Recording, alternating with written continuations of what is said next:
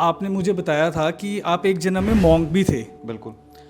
तो सर मेरे को ये बताओ कि आपको मॉन्क होने के बाद भी आपको उसके नेक्स्ट जन्म में इतने, आपने बताया कि प्रॉब्लम्स आई थी, फाइनेंशियल्स भी आई थी और कुछ अपनी फैमिलीज के भी थी, तो वो सर आप क्यों फेस करते थे, मतलब वो क्यों फेस करनी पड़ी आपको? कि कोट पैंट पहनने से इंसान नहीं बदलता, अपनी आत्मा को बदलने से इंसान बदलता है।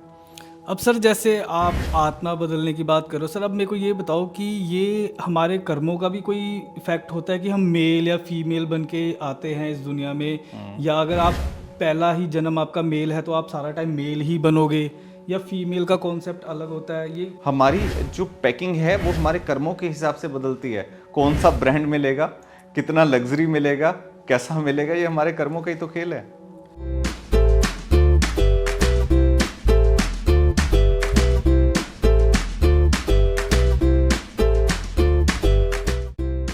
सर एक और बात मैं पूछना चाहता हूँ कि जैसे आप तो अपने लाइफ में इतने सारे अपने पार्ट देख चुके हो, अपने जन्मों को देख चुके हो, मॉन्क भी बन चुके हो, गैंगस्टर भी बन चुके हो, ठीक है, और बिजनेसमैन भी बन चुके हो, तो सर मेरे को ये बताओ कि आपने क्या किसी जन्म में गॉड को एक्सपीरियंस किया है, या गॉड होते हैं, या ये सिर्फ एनर्जी का ही खेल है कि एनर्जी ही एग्जिस्ट करती है और उसी को हम गॉड मानते हैं? एनर्जी अलग अलग चेहरों में अलग अलग तरीके से एग्जिस्ट करती है यहाँ पे, लेकिन अगर हम एक साक्षात देखें तो वो वाइब्रेशन बेस पे होती है, उसका अपना कोई चेहरा नहीं होता।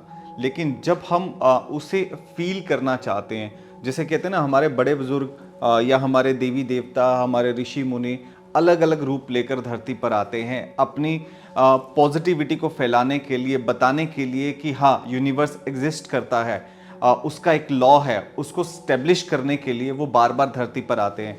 जैसे हमारे ग्रंथों में लिखा गया है विष्णु जी कितने अवतार लेते हैं, क्यों करते हैं? क्योंकि वो जो लॉ है इस यूनिवर्स का, उसको स्टेब्लिश करने के लिए अलग अलग रूप में आए, अलग अलग तरीके से आए। तो मैंने एक बर्थ में एक्सपीरियंस किया है कि जैसे एक कैलाश का एक जीवन था सन्यासी होने के नाते, तो वहाँ पर मैंने एक्सपीरियंस किया शिवा को, और बाय चांस बाय लक आज मैं फील करता हूँ कि मेरे आसपास के जितने लोग हैं, ज़्यादातर जितने लोग हैं, वो शिवा से जुड़े होते हैं, उनकी एनर्जी से जुड़े होते हैं। और कई बार ये भी एक्सपीरियंस किया है, जो शिवा की एनर्जी से जुड़े होते हैं वो कभी हमारे पास पास्ट लाइफ के लिए आते हैं, हीलिंग के लिए आते हैं, वो नॉर्मल से कई गुना ज़्यादा अच्छे से पास्ट लाइफ देख पाते हैं। और जो लोग जैसे 10 महीने में, 8 महीने में, 9 महीने में ठीक होने वाले होते हैं, वो 2 महीने में ठीक होके चले जाते हैं। इतना कनेक्शन स्ट्रॉन्ग होता है एनर्जी का आपस में। Okay okay. और सर मेरे को थोड़ा एक बार फिर से रेकी के बारे में गाइड करिए, क्योंकि मेरे पास ना कई क्वेश्चंस भी आए थे, लोग पूछ रहे थे कि रेकी ये मतलब हमने सुना तो है लेकिन इसका कॉन्सेप्ट हमें आज तक समझ में नहीं आया कि रेकी एग्जिस्ट करती भी है कि ये बस चल रहा है मार्केट में भेड़ चाल के तरीके से। ये मेरे को सर थोड़ा एक बार और क्लियर करिए रेकी। देखिए, रेकी एक एनर्जी बेस्ड थेरेपी है। ये एक थेरेपी है, ये कोई धर्म नहीं है या किसी समुदाय से ये रिलेट नहीं करता। जैसे डॉक्टर किसी भी समुदाय से रिलेट नहीं करता, वो उसका काम है लोगों का उपचार करना, लोगों को ठीक करना।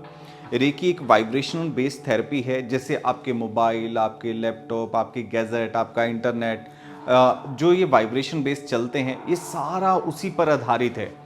प्राचीन काल के अंदर इसे जापान के अंदर रेकी का नाम दिया गया, हमारे यहाँ पे स्पर्श चिकित्सा का नाम दिया गया, और ऐसे बहुत सारे एग्जाम्पल्स हमारे शास्त्रों में मिलते हैं कि ये एनर्जी बेस्ड थेरेपी हमारे प्राचीन संस्कार हैं।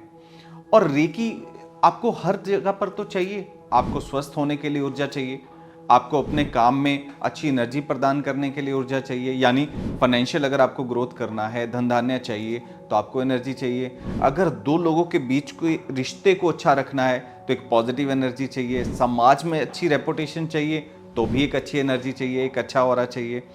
यानी हमारे जीवन में हर जगह पर वाइब्रेशन का, तरंगों का एक पूरा बड़ा सा जाल बिछा हुआ है, और जिसका ये नेटवर्क अच्छा होता है वो जीवन में बहुत समृद्ध हो जाता है। जिसका ये तरंगों के साथ नेटवर्क वीक होता है वो हमेशा फिर फ्लॉप होता होता चला जाता है। जैसे अभी मैं एक एग्जांपल देता हूँ, पंजाब में जब मोबाइल शुरू हुए तो नेटवर्क किसका था? स्पाइस करके एक नाम था कंपनी का, लेकिन धीरे धीरे धीरे धीरे उसका नेटवर्क फ्लॉप होता चला गया। तो वो अब पंजाब से पूरी तरह से गायब हो गया। ऐसे ही हमारे जीवन में जिन लोगों का नेटवर्क वीक हो जाता है ना, वो जीवन से दूर हो जाते हैं, तो रेकी उस नेटवर्क को ही स्ट्रॉन्ग करती है। तो सर रेकी क्या हमारे ग्रंथों में शायद पहली बार अपने कृष्ण जी ने इंट्रोड्यूस करी थी, या राम जी ने, जो आप बता रहे थे, शायद मैंने आपकी वीडियो देखी थी जिसमें आपने शबरी के बेर के बारे में बताया था, तो वो वहाँ से स्टार्टिंग है या इसकी पहले से ही स्टार्टिंग है? देखिए, शबरी के बेर वाला कॉन्सेप्ट थोड़ा अलग था, लेकिन हाँ, राम जी के वक्त में स्पर्श चिकित्सा के नाम